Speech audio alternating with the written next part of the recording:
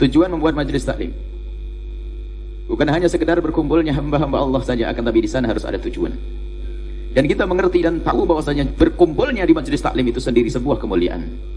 Kita duduk di tempat seperti ini seperti ibadah, bahkan lebih banyak pahalanya dibanding sholat yang kita tegakkan. Dan kita tahu bahwasanya majelis taklim itu sendiri adalah taman surga. Akan tapi harus ada dua hal yang diperhatikan di majelis taklim.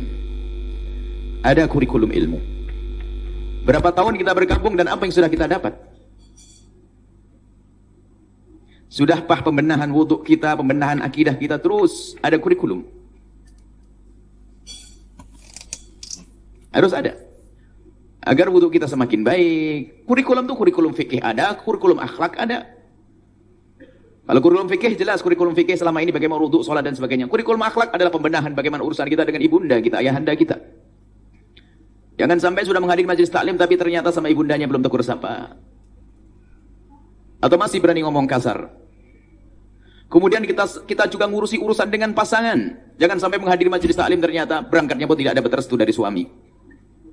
Atau pulang ternyata pasang taring sama tolak pinggang. Mana buah daripada majelis taklim? Dengan saudara sudah diperhatikan atau belum? Jangan sampai kita menghadiri majelis taklim berminggu-minggu, berbulan-bulan, bertahun-tahun, akan tapi rebutan waris tak beres-beres. Urusan dengan sesama manusia perlu kurikulum kita ini. Hari ini kita mengurusi urusan dengan orang tua, hari ini bulan berikutnya kepada hari ini terus.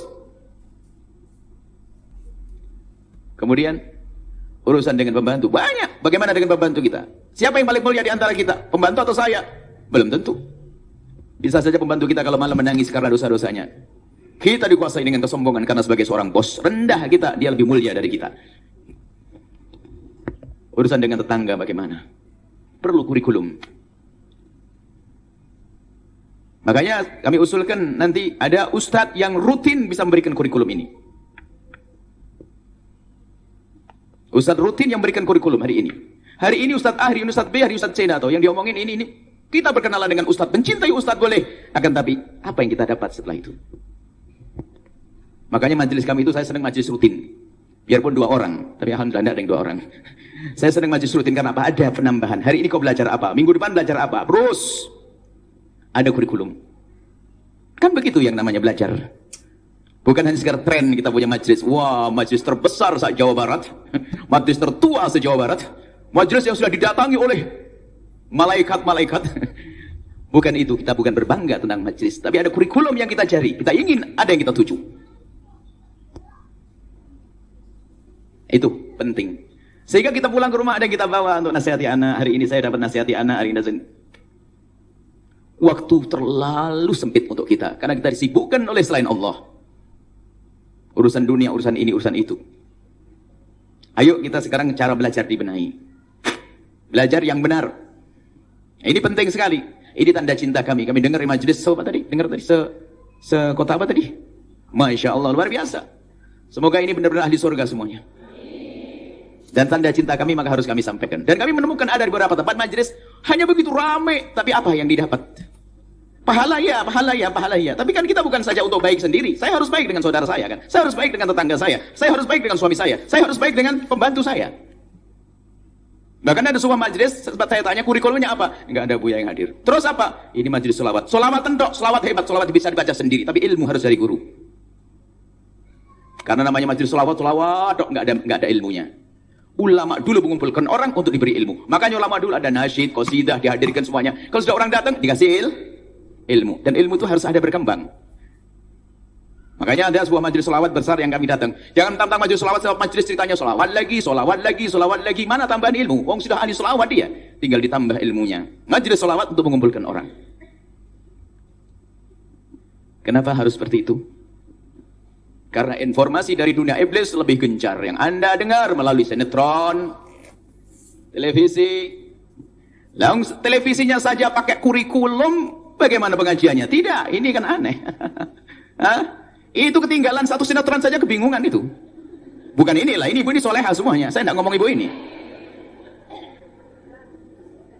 Bagaimana belajar nggak pakai kurikulum? Makanya kami himbau harus ada ustadz tetap. Jangan hanya sekedar misalnya ustadz fulan dari Amerika besok dari Jepang, besok dari ini.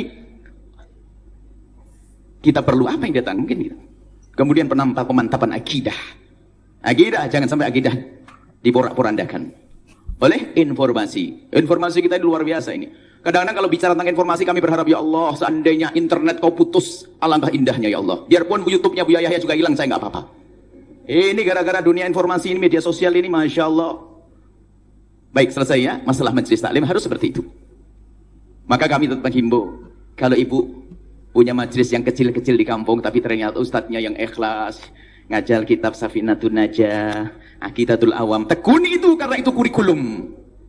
Biarpun kelihatannya gak sebesar yang selama ini ada datangi, yang hadir 6 orang, lebih konsentrasi dengan 6 orang. Tapi kurikulum, pembenahan wudhu'mu, pembenahan akidahmu. Kan ngaji bukan berbangga, ngaji ada yang dituju ridho Allah, ada ilmu yang kita dapat. Di musola ibu itu loh ya. Ini kan gabungan kan? Kan ada majelis kecil di kampungnya kan? Nah itu penekanan. Ada Safinatun Najah kecil, bab wudu sampai selesai. Ini diselesaikan berapa kali pertemuan? Mungkin 1 tahun sudah selesai. Kemudian berikutnya akidah, akhlak. Makanya kalau kita punya majelis rutin itu 7 itu kurikulum untuk urusan dengan manusia. Urusan dengan ibu, suami istri. Kalau ibu pengen bisa mencari, bolehlah. Kalau orang tua, 1 kurikulum 1 pertemuan. Hidup indah dengan berbakti pada orang tua. Kemudian suami istri bangun keindahan rumah tangga. Kemudian silaturahmi adalah hidup indah dengan dalam berbagi waris. Itu ada kurikulum 1, 2, 3, 4, 5. Sehingga ada ilmu yang dikumpulkan. Sehingga dia membuat pembenahan.